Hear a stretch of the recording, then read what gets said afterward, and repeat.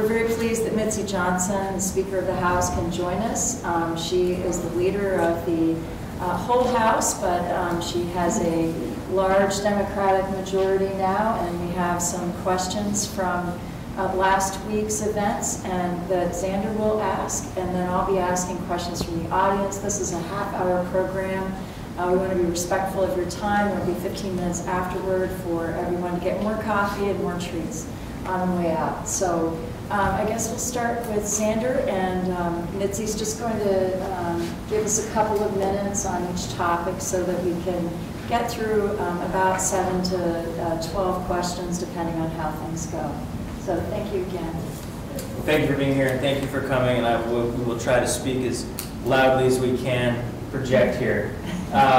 So the first question is, you know, we saw the governor in his inaugural address last week talk a lot about reversing the demographic trends that we're seeing with population and workforce, and also really urged collaboration with the legislature. And I guess, you know, I'm wondering how you sort of, first of all, just responding to that speech, you know, what did you take away from it? And where do you see the biggest areas for potential collaboration between the House and the Scott administration this session? So I was really pleased to hear all of the signals of olive branches being offered after the last 2 end of sessions that we've had. And I think there's a lot of room for working together where things like workforce development, broadband, and I think some of the mental health issues that we face, although he didn't say those specifically, I know we started some behind-the-scenes conversations last year about some of the trouble we have with capacity in mental health facilities. So I think those are sort of the low-hanging fruit in terms of places that we can begin to work together. I think the Appropriations Committee right now is probably, like, as we speak, working on budget adjustment, and I think there's some good opportunity for that budget adjustment for the Appropriations Committee and the administration to sort of get back on track. So I think we've got a lot of opportunities moving forward. Thank you. Well, on that note, we had a question this morning about how things ended up at the end of the last legislative session. I mean, for the first time in years, we had a special session that lasted until the end of June. And one reader wanted to know why you allowed Tim Ash to move ahead with the deal with the governor, and then you claimed credit during your campaign for the use of one-time funds to pay down taxes. So Tim Ash didn't have any conversations with the governor. That was part of, you know, so I'm not sure where the reader is getting that information. But the House was trying to come up with some possible solutions. The whole end of session was based on about $57 million of surplus money that we thought we might get, but weren't completely sure yet. We knew some of it had come in, but we didn't know where we were going to wind up. It was not money that we were counting on in the budget. It was extra, and it was mostly federal corporate tax money that was coming in because of some changes and companies moving back to the United States from being offshore. And so the crux over, I mean, when you really got down to sorting out where do we agree, where do we disagree between the legislature and the administration, the disagreement was over probably a total of $35 million of money that came from out of state that we weren't counting on, that all sides wanted to figure out how to use to help Vermonters. And one concern was that if we used it to buy down tax rates, then tax rates would just pop back up this year, and everybody would be pretty ticked off about that. And if we if we used it to pay down some of our pension liabilities, it then saves money going forward in terms of the interest rates that we need to pay and the catch-up that we need to do. But there's no short-term benefit to that. It's not helping Vermonters right now. It's helping Vermonters in the future. So ultimately, we split the difference and handed that. I mean, the legislature a couple of times passed budgets that said, okay, we'll give some of it to tax rates and we want some of it to go to our pension liabilities. And the governor said no, and so we said, okay, fine, we'll do a little more to tax rates and a little less to pension liabilities. And the governor still said no, and ultimately, the signals we were getting back were just like, look, it's all or nothing. And so we passed what I think was a very good compromise that went more than halfway towards his position, and he still signaled that it wasn't good enough and he didn't sign it. So in terms of taking the credit, the legislature did pass the budget and did do all those things, and the governor never signed the bill, so he can't take much credit for it because it's not something that he allowed it to go into law, but didn't. And so I think that's the tension and the frustration that we're really trying to get over, to have a good, productive working together session this year. And so I think the early conversations that the Appropriations Committee is having amongst themselves and with the administration during the budget adjustment process, with one-time money, because there's still some of that one-time money coming in, I think bodes well. I think it's really resetting the conversation, and we're in a much more productive place. Well, thank you. I guess I didn't phrase the question, part of the question very well, and so if you'll bear with me. The first part of the question was, why did you let Tim stop your deal with the governor last year? You had a deal with the governor, and then you all pulled back on the floor of the House, and I'm wondering why. So I wouldn't say that Tim stopped that deal at all.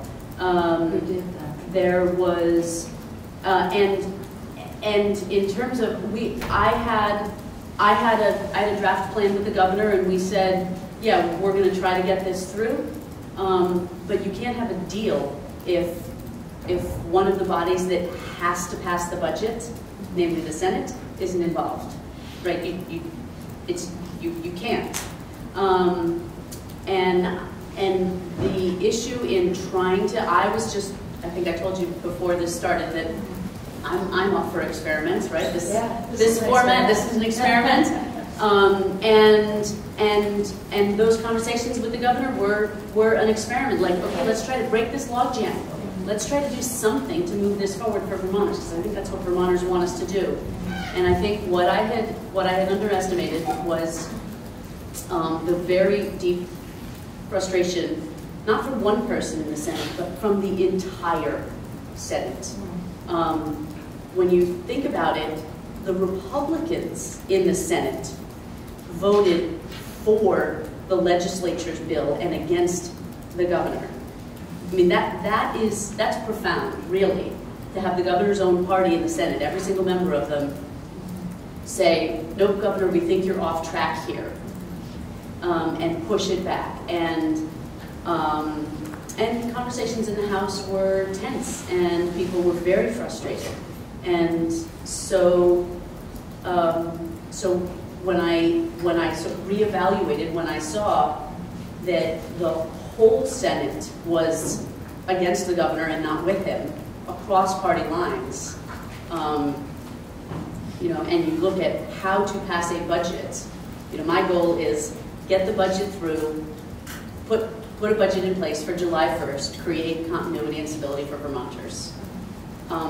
And the House and the governor together cannot pass a budget. You only pass a budget with either the House, Senate, and the governor, or the House and Senate, and make it palatable enough that it doesn't get vetoed. Sure. And so ultimately that's that's what we're supposed to do, because it was a bipartisan group of senators saying, nope, we're done. This is not working. We've given the governor enough. and we need to take responsibility for some of these pension liabilities. Great, thank you. So you're working with a larger majority than you were last year. You have more Democratic members in the House. How do you think that changes the game this year, this session? And now that Republicans lost 10 members and they can no longer sort of automatically support the governor's vetoes, how does that change things for you in terms of policy making? How do you do it? I think it's a bigger signal that Vermonters want us to be working together. They gave us divided government and rebalanced the legislative power in that. Because what we saw, having just spent a lot of time talking about the special session, what we saw last year was the legislature passing a number of bills, a number of potential compromises, putting a number of things on the table, and the governor not coming to the table with anything. And I think, and when we did hold a veto override vote, it wasn't just Democrats that wanted to override the veto. We had progressives, Democrats, and we had 6 out of 7 independents, some of whom are very moderate to conservative. And that really tells me that we were on the right track, that it was a budget that really did meet the needs of Vermonters across the political spectrum. And so if we're able to craft a budget that does that, and keep in mind the budgets that got vetoed last year came out of the committee on unanimous votes and passed the floor of the House with just a few no's. A lot of Republicans had voted for essentially the same budget. So I think having that ability to balance the power of the legislature with the power of the executive just brings the governor to the table a little bit more. I can't tell you how many times I've heard, in meetings and with the governor's staff, when I'd say, "What do you think of the education finance bill that's being developed? What do you think of this bail reform bill?" And I'd hear, "Well, we'll see when it gets here." Except by the time a bill has passed through the legislature and Vermonters have weighed in and it's been through all of those negotiations, it's a little too late to weigh in at that point. The only option you have is the veto pen.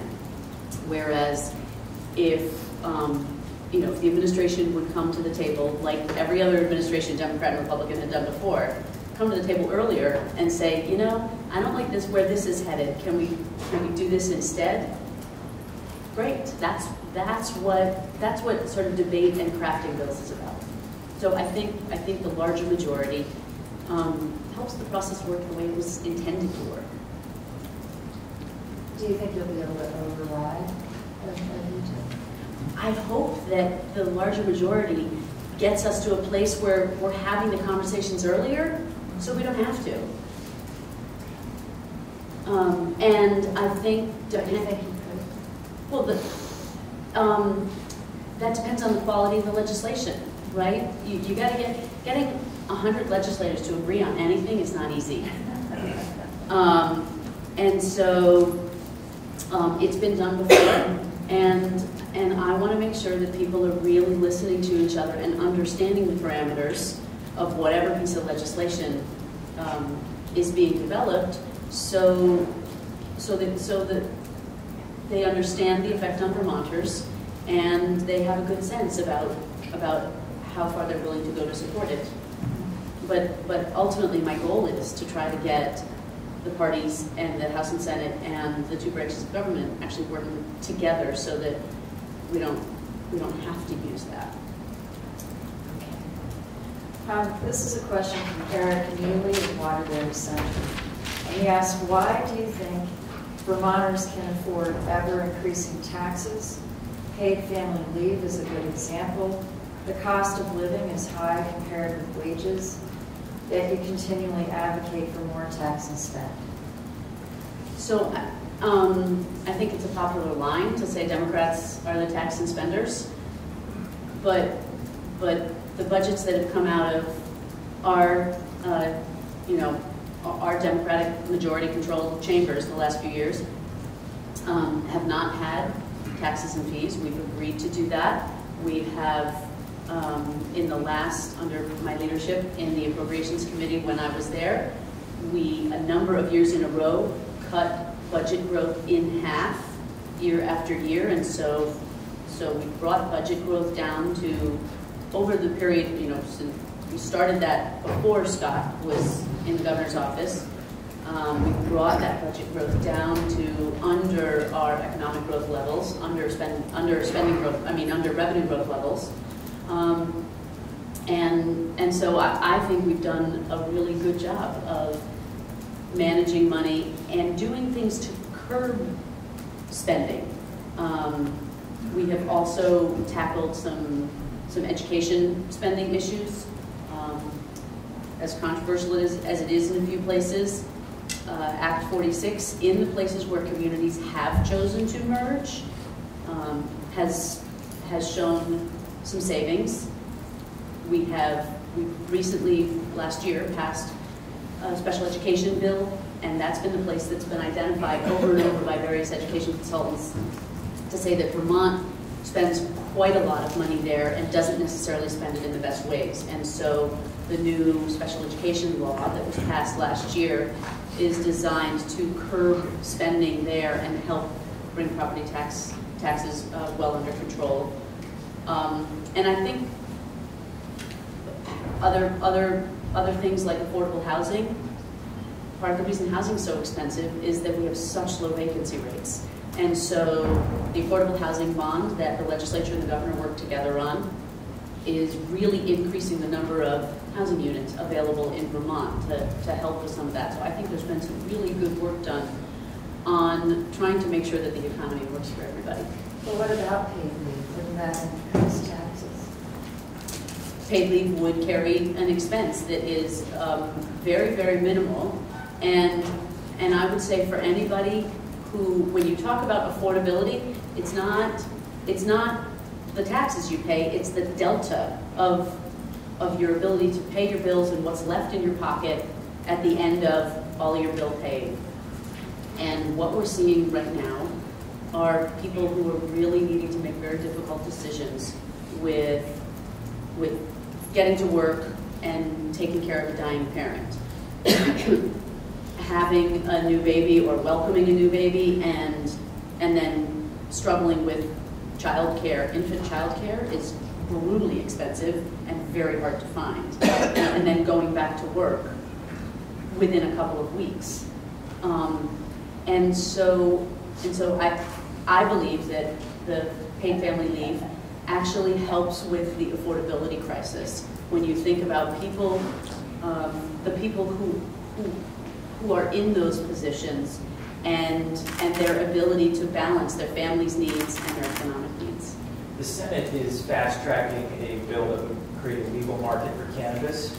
You have expressed reservations about tax and regulate for marijuana. Mm-hmm. Could you explain those reservations? And is there any scenario in which you would support a tax and regulate bill this session?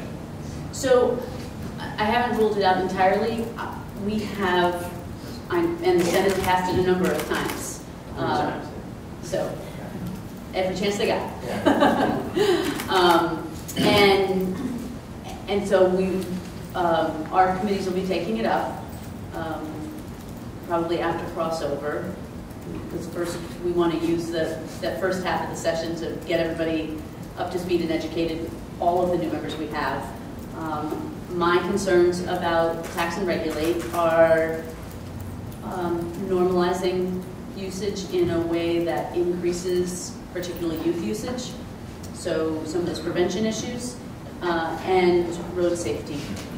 Those are two big concerns. Now, I'm aware that even in the years of complete prohibition, we were still worried about those things, and they were still concerns. So it's not that total prohibition answers those questions either.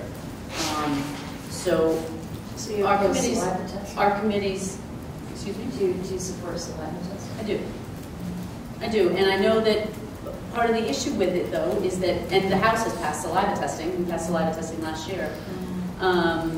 There are issues there with because of the way that THC is metabolized in your body. There isn't a test for impairment. There isn't a blood or saliva test for impairment in the same way there is with alcohol.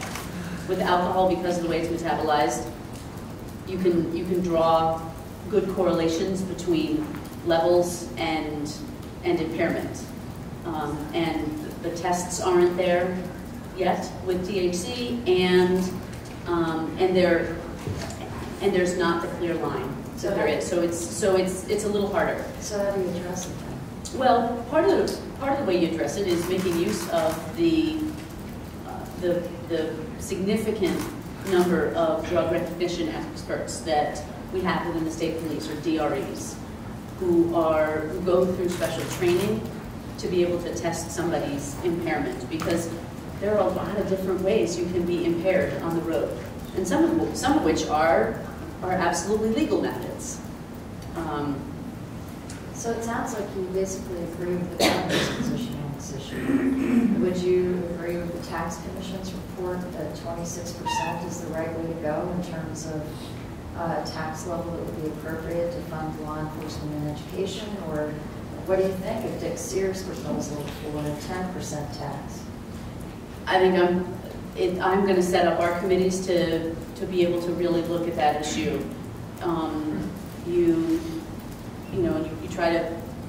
You tax it too high, and everything's still in the underground market.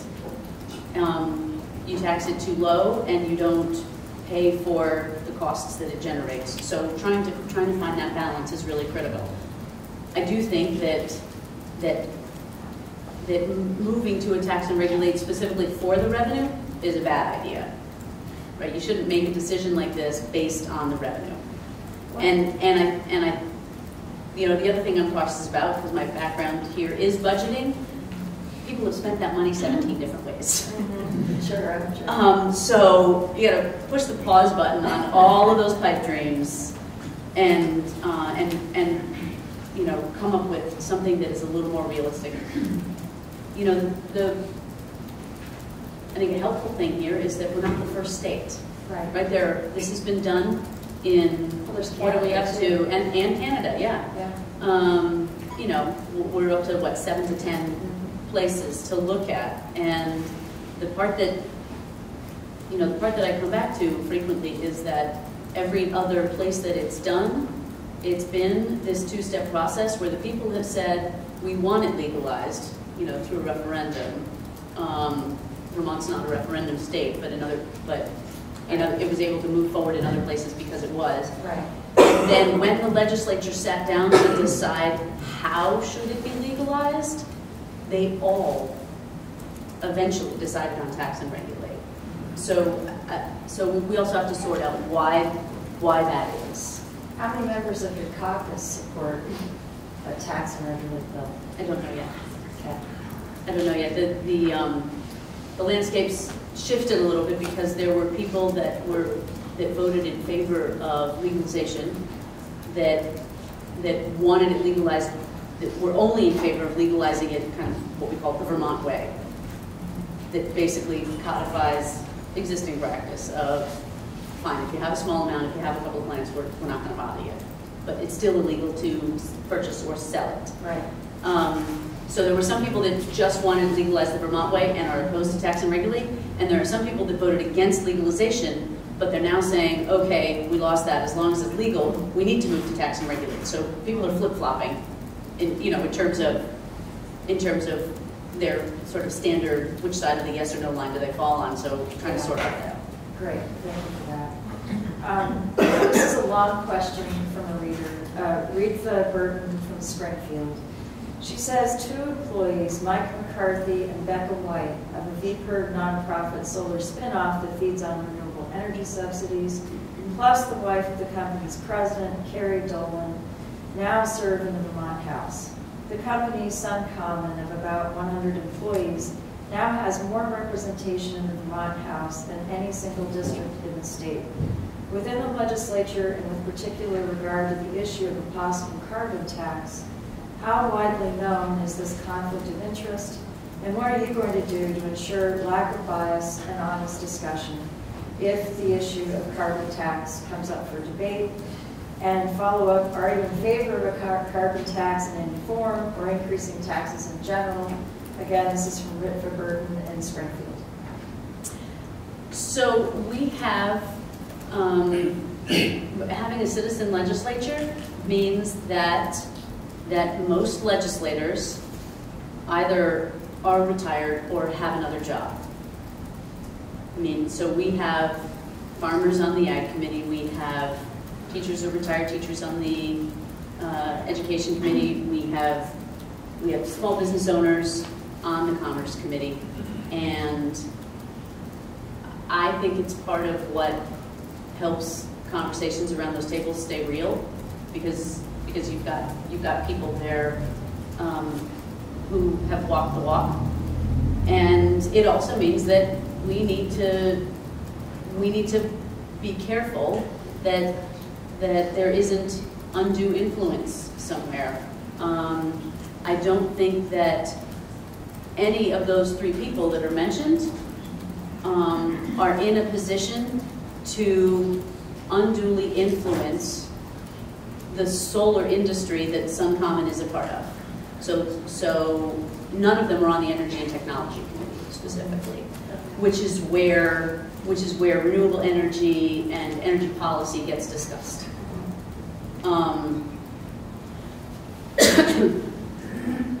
Even if they were, having one person there with some immediate knowledge, I don't think is a bad thing.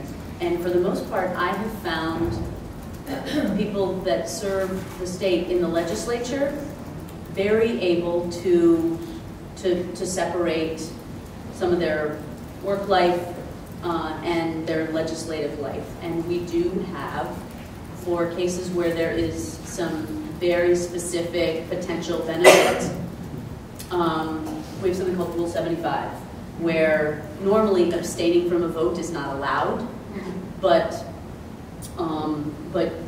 you can claim Rule 75 when a vote is being taken, just to say, look, I'm here, I'm not skipping this vote, but it's not appropriate for me to be voting on it.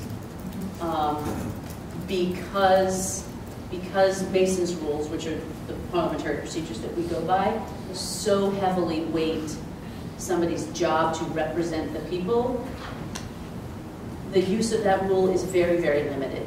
And it has to be something that is a very direct, very personal, and very individual benefit. Otherwise, none of us would ever be able to vote on something like property taxes, because we all pay them, or a budget. Could the House do a better job, though, of publishing conflict of interest information? And I ask this question because we're finishing up our legislative guide, and we wanted to include the conflict of interest information, but it's submitted in handwriting, and it's only available by PDF. And I wondered if there could be some kind of commitment to creating a form that people could fill out online so that information could be typed and readable. Is that something you'd consider? Yeah, we can certainly look at that. We also have to make sure that legislators fill it out, and yes. So compliance has been I think, the most important piece of the conversation. And I have found that the best way to get that to happen is to put a piece of paper on somebody's desk and say, fill it out, and hand it to him by the end of the day. We can't read your handwriting. That's my point. It's not legible, so what's the... That's a problem. Okay.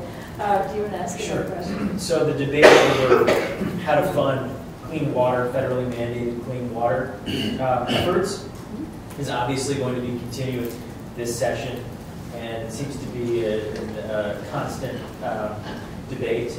But are you aware of any promising funding mechanisms, proposals? Is there anything at this point that you are willing to throw your weight behind? And if not, how do you see lawmakers getting here this session? So Natural Resources Committee and the Ways and Means Committee are going to be having this debate and figuring this out. We have been nibbling for a number of years, so the gap is closing. And there are two parts to the conversation. One is how to create that. I think there's still a little bit of debate left about exactly how much that final gap is. I would like to put a little bit more into that, given the needs of the lake, given the district I represent, and given what clean water across the state means to our economy, our infrastructure, and the reason, one of the reasons people move here and come here and stay here. So the short answer is no, I don't have the silver bullet answer to that. Yeah. No per parcel fee, no estate tax, no. The question was, is there a specific proposal that I'm going to put my weight behind right now? Yep. So, no. We will be coming out of this biennium having funded water quality. I am committed to that. So that could be next year, is what you're saying. I've been trying to get this done for a little while. So I think making sure that it gets done within the biennium. It could be this year as well. But part of the hurdle here is that 40. We have 40 new members that haven't been through a bunch of this discussion, that don't know the backgrounds and the ins and outs, and that's a lot of getting people up to speed that we're working on. The other, in addition to the funding, people love to ask about the funding. The other question that you guys need to focus on a lot more is, I realize I'm making my job a little harder in telling you this, but this is a really, really critical piece, is the mechanism to how to get that money from the state coffers to the projects that are going to make a difference for water quality. Because we don't have a great mechanism for doing that yet. It's not enough to just create the funding source. Right now, the multiple funding sources are the capital bill, which we've funded water quality in the capital bill for as long as I've been here, and that will continue. So we have that chunk. And that's for what particular? Like sewage treatment plants? What is that? That can be, yes, that can be for municipal wastewater treatment, and it's for a lot of on-farm activities as well. Things that help with required or recommended agricultural practices to help reduce, barnyard runoff, keeping livestock out of waterways, dealing with kind of rainwater and runoff around a barn or pasture area. We've funded that in the capital bill for a long time, and we will continue doing so. That's one piece of it. The property transfer tax, the surcharge that goes for about 10 years, that's another piece of it. The sheets, which is the unclaimed nickels, which is another couple of million a year, that's another piece of it. So it's great that we've got these big chunks of money already available, and more will be added. But the process for, I went on a tour a couple of years ago of Franklin County with a water quality group up there that's been doing really excellent work, and they toured us around a number of projects, saying, okay, we've actually gone through and done an inventory of things in the area that we can do. This company that has a lot of buses, and we can grade their parking lot better and create a little kind of step down holding area for storm water so that things settle out and the sediment doesn't run to the lake. But then how does that small local project tap into money that's available for the state? And so that's the other really big piece of this conversation. To make the money effective, you have to have a really good way of getting it out the door to say, okay, here are the first projects so that we can start by the most cost-efficient projects, which is not necessarily the cheapest project, but I want to know that we have a mechanism so that the first dollars going out the door are getting the most pounds of phosphorus out of our water system per dollar that we can. Great. Alan Willett from Stowe wants to know if the legislature will be doing anything regarding the Act 46 forced mergers early in the session. He says it's pretty clear from the public record that the State Board of Education failed to properly evaluate the Section 9 proposals before making their decisions. It is also not clear if the legislature can delegate authority to dissolve school boards to the State Board of Education. Can the legislature act quickly to make the lawsuits irrelevant? I would much rather see my tax money go to educating kids than being converted into legal fees. That's Alan Willett from Stowe. So he's one of the communities in the Yes. lawsuit, and the legislature, I mean, the judicial branch has now put a stay on those. So Right. his community is not going to be forced into a merger until the lawsuit is resolved, and then that will help answer some of those questions. The legislature does not make it a practice to get involved with active lawsuits. That's just bad form, really. And so there is a pause button Okay. now, and the education committee, which has a number of new members on it, is getting up to speed with where we started. This conversation didn't start with Act 46. It started with some of the regional education districts and that kind of things a long time ago, and and it started when Rebecca Holcomb was running around looking at some of the educational opportunities. The governor had highlighted a couple in his speech last week, which were the exact same list that Rebecca was talking about, the former Secretary of Education, exactly what she was talking about 2 years ago, with the opportunities that kids in Town A versus Town B have in their schools. So the goal is still to try to figure out how to make sure that kids can have the best possible education throughout the state. It's 8:47, so I want to respect everyone's time. But thank you very much for coming. Thank you, Mitzi, for taking our questions. I Yeah. really appreciate it. Nice fun experiment, and hope to be back. Thank you.